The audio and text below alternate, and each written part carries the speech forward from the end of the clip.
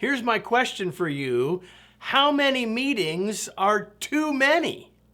Hi, I'm Kevin Eikenberry, and I'm here to help you reach your potential as a leader and a human being. Welcome to Remarkable TV and the Remarkable Leadership Podcast.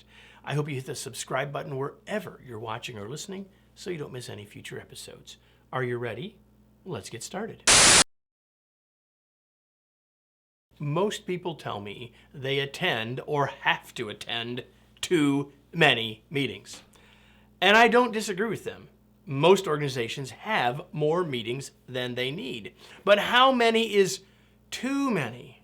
That's a great question, but my goal here is not necessarily to give you a new number, right? Because your situation and your organization and the needs might be different. So today, this episode is less about the number than helping you get a clearer purpose and greater effectiveness from the meetings. Because here's the thing, people don't complain about good meetings, it's just that there's not very many of those.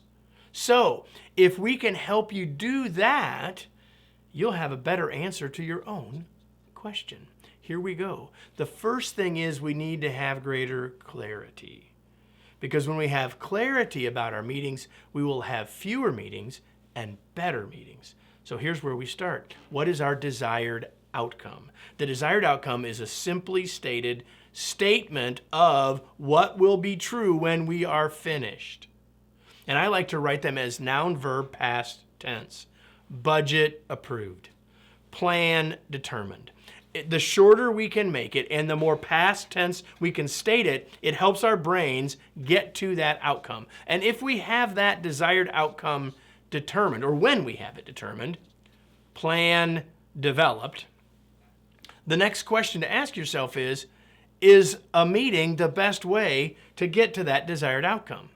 Like, I have people tell me all the time in workshops and in client situations that they have a lot of meetings that could have been an email.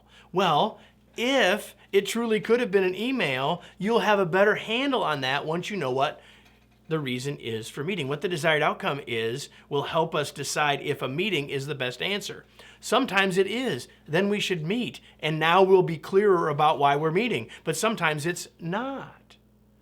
And so then we should do whatever else will get us that result.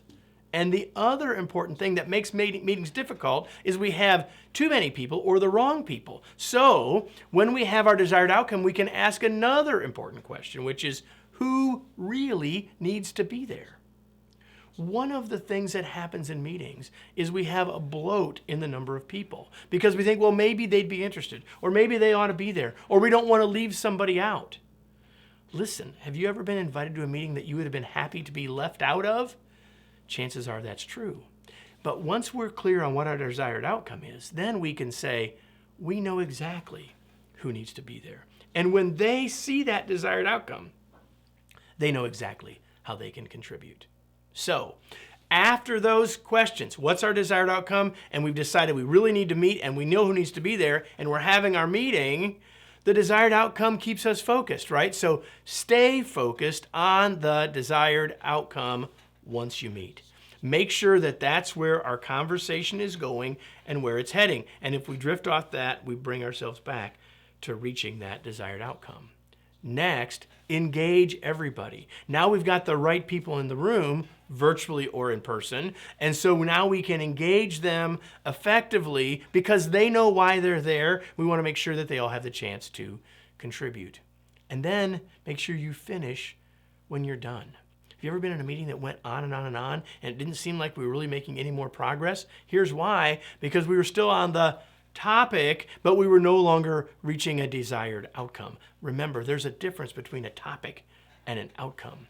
And lastly, and this is a mindset thing that's really important, see them, meetings, as a part of your work. Too many people say, well, I go to meetings and then I have to go back and do my work. If we're having meetings with the right people for the right reasons, they are part of the work and are a very effective way to get the right work done. So if we can have them be more effective, then we need to also see them as an active and important part of our work rather than a distraction from our individual tasks. Yes, the chances are currently you attend too many meetings.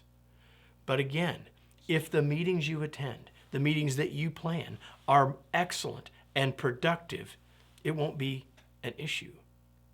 Let me close with today's remarkable reminder. Meet for the right reasons with the right people, and you will have less meetings and more productivity. I hope you found this episode helpful and insightful. If so, make sure you subscribe so you don't miss any future episodes, because why? We'll be back next week with another episode of Remarkable TV and the Remarkable Leadership Podcast.